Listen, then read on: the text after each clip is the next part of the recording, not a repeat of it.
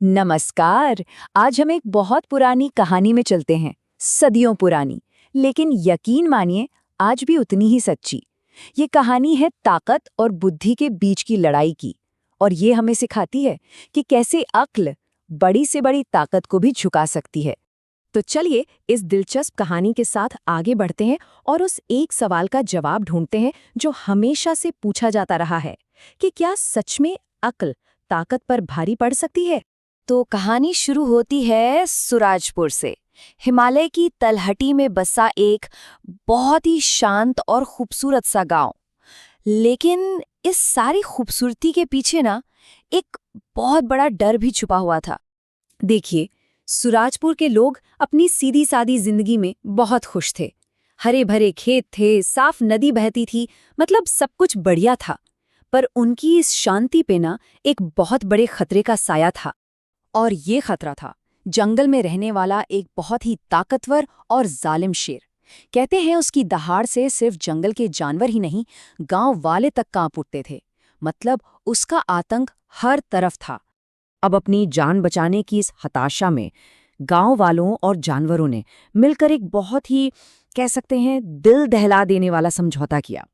उन्होंने तय किया कि बाकी सब सुरक्षित रहें, इसके लिए हर दिन एक जानवर खुद शेर के पास चला जाएगा उसका शिकार बनने। तो इसी निराशा और डर के माहौल में ना गांव में एक पंचायत बैठी, और यहीं से कहानी का असली मुकाबला शुरू होता है, ताकत का बुद्धि से। सभा में एक नौजवान था। वो बड़ी निराशा से बोला, पापा, जब हमारे पास ताकत ही नहीं है तो खाली दिमाग चलाने से क्या हो जाएगा। मतलब उसकी बातों में ना वो हताशा साफ थी कि भाई जहां ब्रूट फोर्स हो वहां दिमाग काम नहीं आता। लेकिन तभी गांव के एक बुजुर्ग और समझदार आदमी थे, हरिदास। उन्होंने बहुत शांति से जवाब दिया। बोले, बेटा, एक बात याद रखना, ताकत हमेशा नहीं जीतती, पर अक्ल वो हमेशा कोई ना कोई रास्ता निकाल ही लेती है। और बस उनकी यही बात इस कहानी का रुख बदलने वाली थी। और अब कहानी में एंट्री होती है एक ऐसे हीरो की जिससे किसी को भी कोई उम्मीद नहीं थी। एक छोटा सा खरगोश जिसकी बारी थी अब शेर का निवाला बनने की। तो जिस दिन उस छोटे से लेकिन चालाक खरगोश की बारी आई तो वो डरा नहीं, बल्कि उसने कुछ ऐसा कहा कि सब हैरान रह गए।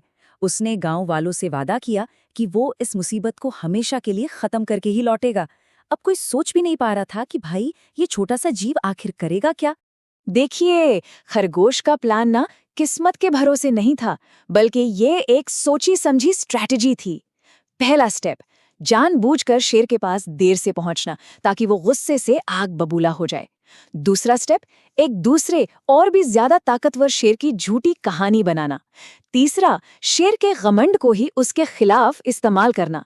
और चौथा, यानी आखिरी स्टेप, शेर को एक गहरे पुराने कुएं तक ले जाना।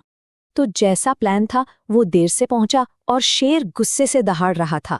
खरगोश ने डरने का नाटक किया और बोला, महाराज, मैं अकेला नहीं था, हम 5 थे, पर रास्ते में एक दूसरे शेर ने बाकी चारों को मार डाला। ये एक ऐसा झूठ था जो सीधा शेर के घमंड पर चोट करने के लिए ही गढ़ा गया था। और बस कहानी अब अपने क्लाइमैक्स पर पहुंच रही थी। खरगोश का प्लान एकदम सही काम कर रहा था और वो उस गुस्सैल शेर को अनजाने में उसी की ही मौत की तरफ ले जा रहा था। खरगोश उस आग बबूला शेर को लेकर एक पुराने गहरे कुएं के पास पहुंचा। कुएं का पानी एकदम ठहरा हुआ था, इतना शांत कि उसमें आसमान भी साफ नजर आ रहा था।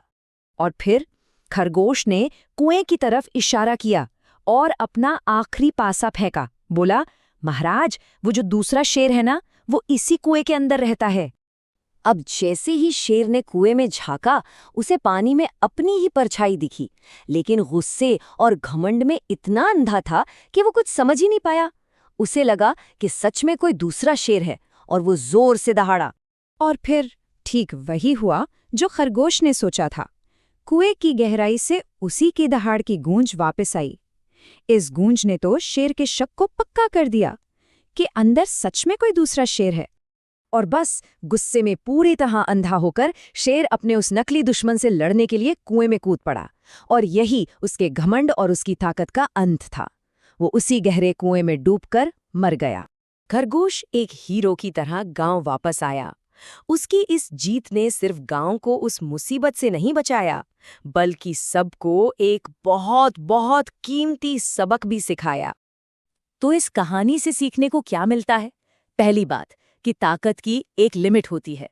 दूसरी कि अक्ल से बड़ी मुश्किल का हल निकाला जा सकता है। तीसरी बात कि घमंड और गुस्सा इंसान को बर्बादी की तरफ ही ले जाते हैं। और सबसे जरूरी कि मुश्किल वक्त में एक शांत दिमाग से बड़ा कोई हथियार नहीं होता। तो आखिर में हरिदास बाबा की वो बात सच साबित हुई, बुद्धि की शक्ति ही सबसे बड़ी शक्ति है। ये कहानी हमें हमेशा ये याद दिलाएगी कि हालात चाहे कितने भी मुश्किल क्यों ना हो, समझदारी और अकल से हमेशा एक रास्ता निकल ही आता है।